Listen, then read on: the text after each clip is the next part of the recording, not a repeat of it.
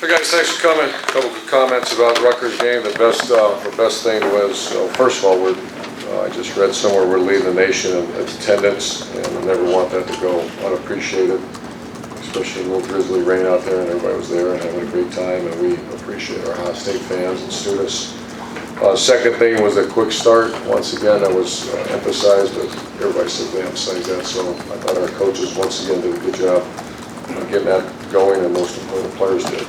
Champion efforts were wide receivers, on offense champions. Evan Spencer, hard for me to say he's not one of our MVPs right now the way he's playing for us. And I know statistically sometimes it might not show up just because we spread the ball so well right now. But he starts on kickoff now. He was one of our main guys on punt against Maryland when we had to tackle that punt return. I just trust him with everything. And it's to the point where we're trying to find ways to reward him. You know, that was the one time we threw it to him 3 times right down the red zone. That was all me, just trying to reward a person that's selfless and just love who he is right now. Jalen Marshall's really much improved. He also graded a champion. Tight ends, Jeff Hireman graded a champion. I'm not quite sure why Nick Vanette. I thought he played pretty good, but he must have had some missed assignments.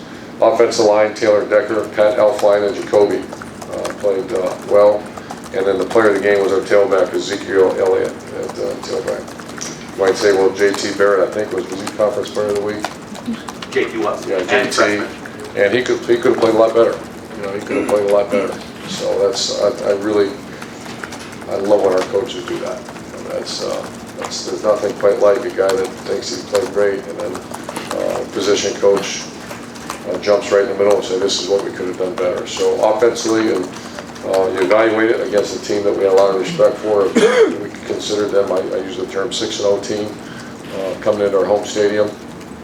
And but offensively could have played a lot better. That was not one of our great days, but we expect more. Defensively, created 3 turnovers. Again, scored a touchdown. Our third down defense was excellent. The negative is we gave up some hits on the zone play. There was no excuse for that. I think 6, 7, they were in the same play, and we didn't adjust well and made some mistakes. So the champion efforts were Mike Bennett, played very well, Joey Bosa, Tyvis Powell, and Josh Perry. The guy that played his best game was Duran Grant, graded out 98%, had 12 opportunities, made 11 of them, and his best game was an Ohio State Buckeye. Special teams, we had 1 punt, we went for 53 net. Our punter's doing a nice job, the coverage is doing a nice job. Kickoff, we didn't do as well. We have some injuries we're dealing with. Devin Bogart, still don't know the final analysis on him.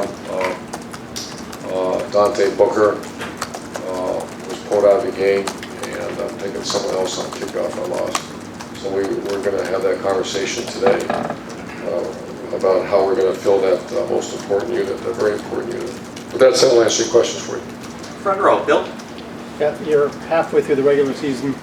You were not particularly effusive Saturday, you're not right now, but given the injury to Braxton, given all that you've had to deal with, how happy are you with where the team is right now? I love coaching this team. When I look at our champions and I see Nick Vanette and I see JT Barrett not under the champions, I want that mentality of, our expectations are higher than the players are themselves. That's a problem. And that happens a lot. You see a great player and we think you should be this, but the player doesn't think you should be that. The player usually disappears or just doesn't become a great player. But I love when a coaching, the good thing about JT Barrett, they had the conversation yesterday, but I wasn't a part of that, but I like the way when coaches say, okay, you're a Big Ten player league, but you didn't play very well. Here's what we can do better. As opposed to always, boy, what a great job when it really wasn't. So I like the culture of the program right now. I like the players, the way they're being coached. I love the responses. And that's, enjoy coming to work every day when you have a team like that. And could you kind of give a quick little scouting report on Penn State? Obviously good defense. Number 1 defense in the country as far as rush defense. Very, very well coached up front. Good personnel up front. Tough guy, Borland type middle linebacker. It's real active. I think he leads the team on tackles. They do a very nice job. Number 1 in America against the run. On offense, obviously we got a lot of respect for that big quarterback, Hackenberg. tremendous player. Statistically, came out as shoot high completion percentage. He struggled a little bit, but he's playing very well. And then they got just a boatload of tight ends. They try to play them all, so it's a lot of 12, one back, two tight ends, 13, three tight ends, which in the past has given us problems as far as run fits. They don't run the ball particularly well right now, but they're a very good throwing team. Front row, Tim. Yeah, Urban, could you elaborate on JT? Like, what is it that y'all saw Saturday that he wasn't doing well? What kind of graded him down, I guess, in your We'll never mind? see a legal procedure. That's the quarterback. And that's the leadership of the quarterback. And it happened one time earlier in the year. I like the way he started. Someone told me he went 9 for 9 or something to start the game. That's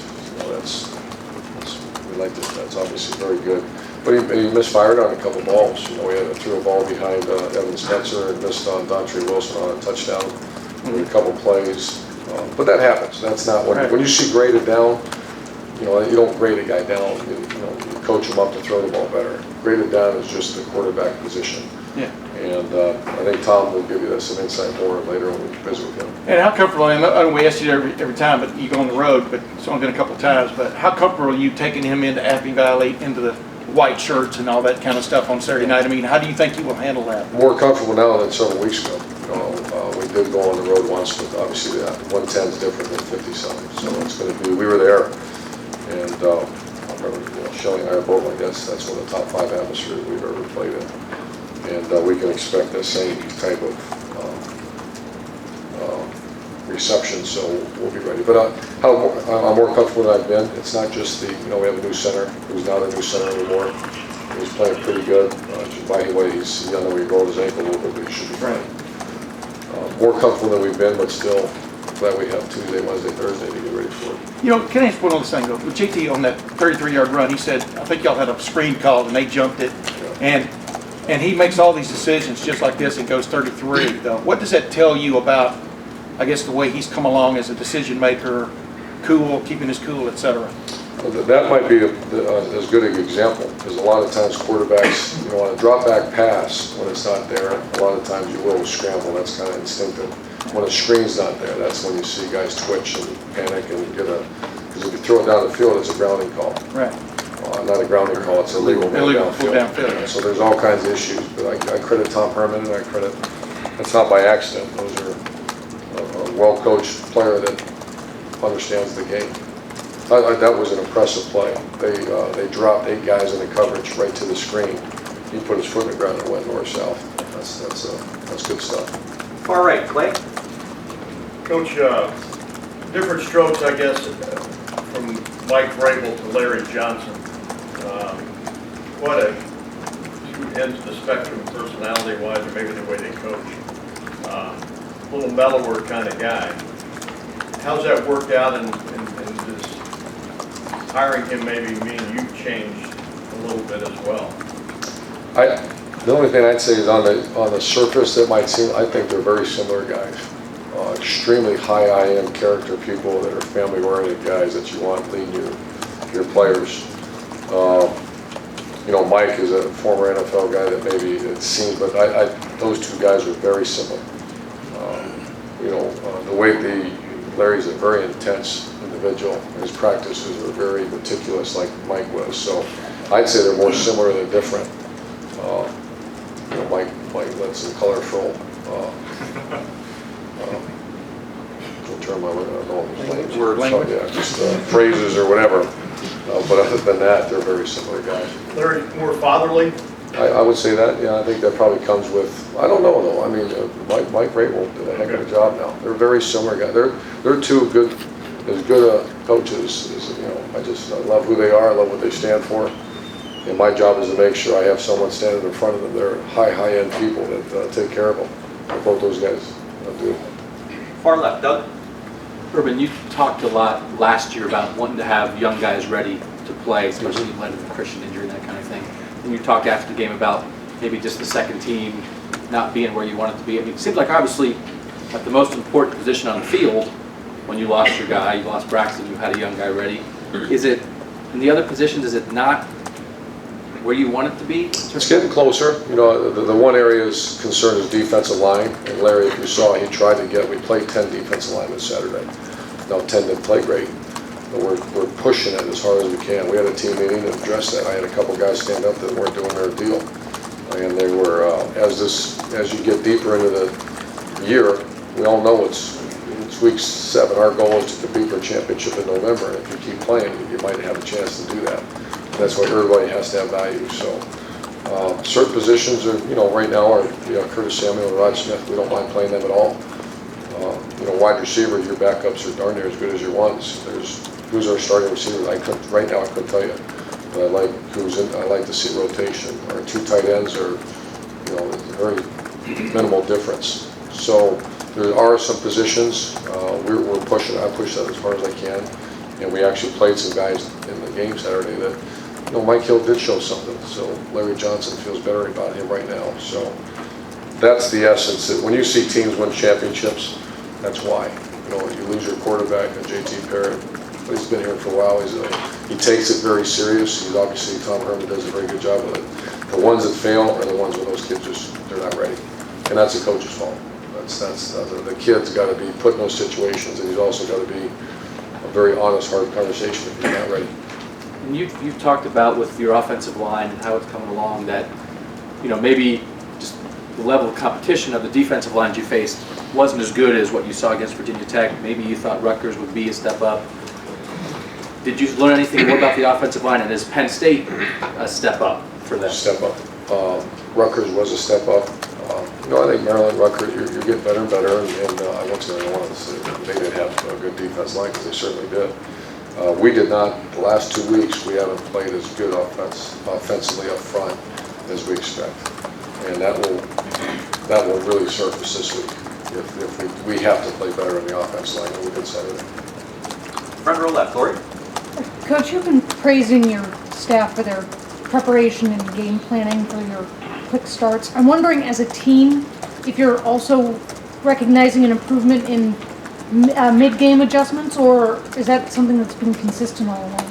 That's pretty consistent, and I think that's easy for a coach to do. I don't want to use the word fun because that sounds kind of silly, but I mean, that's a coach for 30 years. You see something on the field, you make adjustments. You expect it different. It's uncomfortable sometimes to make sure your players are jump started from the get-go. I mean, that's, you know, cheerleading stuff, and that's the, you know, the heart talks and the weekly, you know, motivation during the week, getting ready for the game. So anytime a team and a unit's come out and play well early, you know, because I've challenged them. I mean, that's really challenged them, and they've responded. Talk about our coaches, and they've responded. Well, you've admitted being stingy with praise for your assistants.